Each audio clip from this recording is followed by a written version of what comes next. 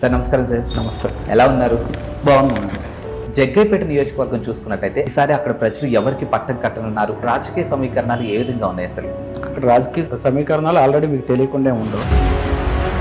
నేను ఆ ఏరియాలో ఉన్నాను కాబట్టి నేను చెప్తున్నాను. అక్కడైతే పక్కా అండి, మొత్తం వైసీపీ మీద. చాలా మంది రాజకీయ నాయకులు ఒక పార్టీ నుంచి ఇంకో పార్టీకి వెళ్ళడం అనేది సర్వసాధారణం. మీకు అనుకున్నంత గుర్తింపు అక్కడ రాలేదా, లేకపోతే మీ ప్రయోజనాల కోసం మన పార్టీని మారారా? ఎవరి స్వార్థం వాళ్ళు చూసుకోవటం, అంతకుముందు కష్టపడే వాళ్ళని పట్టించుకోకపోవటం, ప్రతి విషయంలో కూడా మమ్మల్ని కించపరచడం. ఓకే,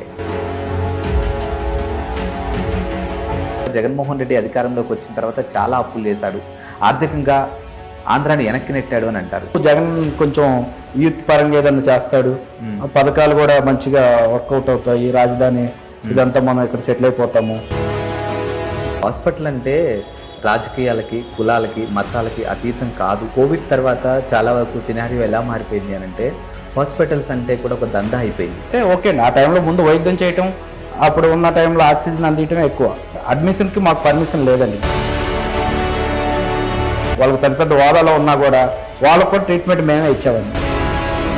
ఇంత చేసినటువంటి హాస్పిటల్ని ఎందుకు క్లోజ్ చేయించారు? మీకు హాస్పిటల్ క్లోజ్ చేయించారని తెలిసి నన్ను ఇక్కడ పిలిపించారా, లేదంటే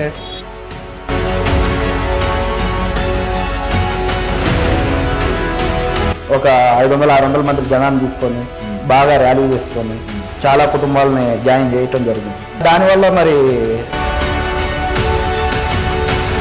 వైఎస్ఆర్సీపీ వాళ్ళు చాలా సందర్భాల్లో మాట్లాడుతున్న అంశం ఏంటంటే సింహం ఎప్పుడు సింగిల్గానే వస్తుంది అని.